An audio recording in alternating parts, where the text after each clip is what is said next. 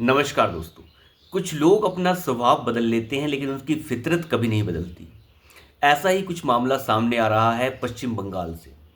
पश्चिम बंगाल की मुख्यमंत्री ममता बनर्जी ने प्रधानमंत्री को चिट्ठी लिखी है और चिट्ठी में यह कहा गया है कि संयुक्त राष्ट्र को जल्द से जल्द जो है अपनी फोर्स भेजनी चाहिए बांग्लादेश के अंदर, जहां पर हिंदुओं के साथ अत्याचार हो रहा है। हालांकि उन्होंने ये शब्द नहीं लिखे हैं कि हिंदुओं के साथ अत्याचार हो रहा है।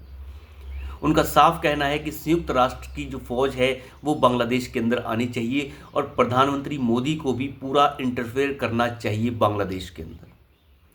मुझे लगता है उनका कहने का मतलब ये है कि बांग्लादेश के अंदर प्रधानमंत्री मोदी को डंडा लेकर चले जाना चाहिए और जल्द से जल्द वहां के हिंदुओं को बचाना चाहिए। लेकिन ममता बनर्जी ये साफ तौर पर नहीं कह पाई कि बांग्लादेश के अंदर जो हो रहा है वो क्या हो रहा है।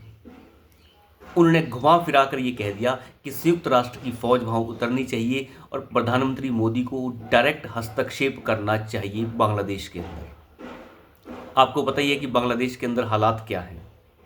लेकिन ममता बनर्जी की ये चिट्ठी क्या बता रही है? क्या ये इंडी गैंग के अंदर बहुत बड़ा द्वेष चल रहा है? वैसे तो मैं आपको बता दूं कि इंडी गैंग के अंदर जो ममता बनर्जी का कोई भूमिका है वो है ही नहीं। कोई भूमिका नहीं है ममता बनर्जी की इंडी गठबंधन के अंदर।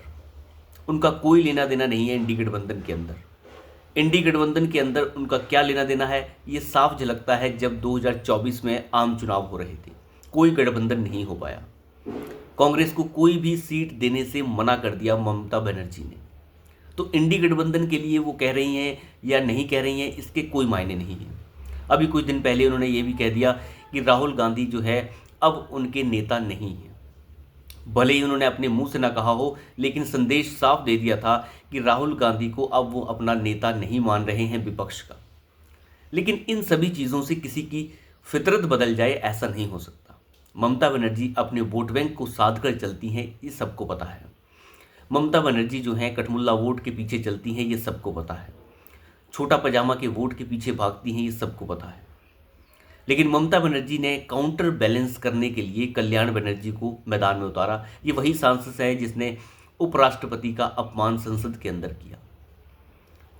लेकिन कल्याण बनर्जी का बयान अपने आप में बहुत अहम है। कल्याण बनर्जी ने यह साफ कहा कि जहां पर भी मुसलमान नमाज पढ़ लेगा वही ज़मीन वक्फ को दे देनी चाहिए।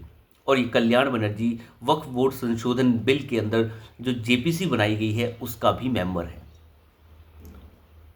तो आप अंदाज़ा लगा के देख सकते हैं कि ममता बनर्जी किस तरीके से काउंटर बैलेंस करके चलती है।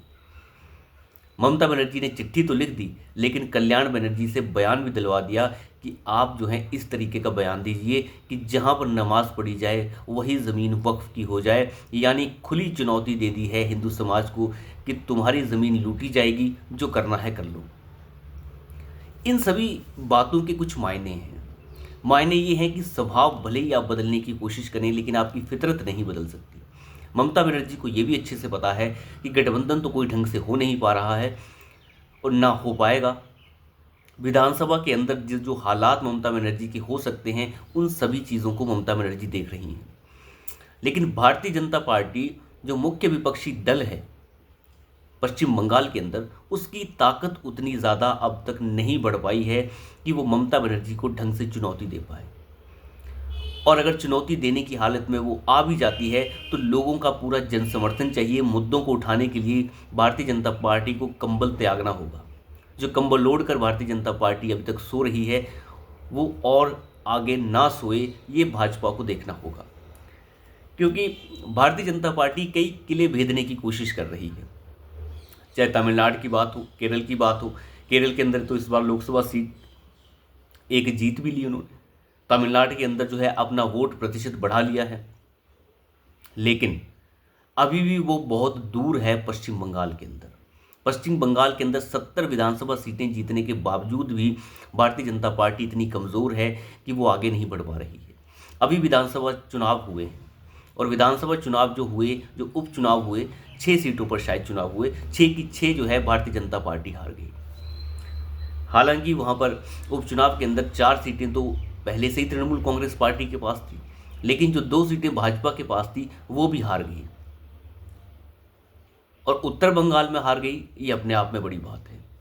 तो यहाँ से आप अंदाज़ा लगा सकते हैं कि ममता बनर्जी किस तरीके से काम कर रही हैं और भारतीय जनता पार्टी के हालात जो हैं वो पश्चिम बंगाल के अंदर क्या है। वो बड़ी कमज़ोर पार्टी की तरह वहाँ पर है।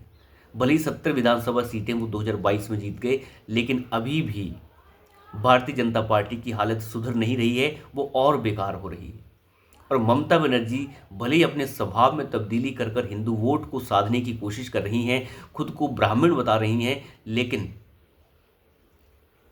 भारतीय जनता पार्टी उनके किले को भेद नहीं पा रही है, उनके झूठ को बता नहीं पा रही है। और अगर केंद्रीय नेतृत्व ने काफ़ी ज़्यादा देर कर दी तो बहुत ज़्यादा देर हो जाएगी।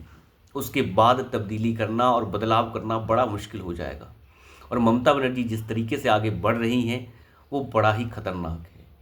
वो भले ही बांग्लादेशी हिंदुओं के साथ खड़े होने की इनडायरेक्ट बात कर रही हैं, लेकिन वो साथ ही साथ बांग्लादेश को छोड़कर पश्चिम बंगाल के मुसलमानों के लिए जो बोल रही हैं वो भी समझने लायक चीज़ है।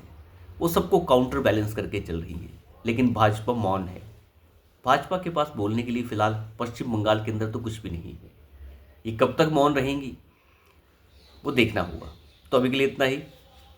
धन्यवाद।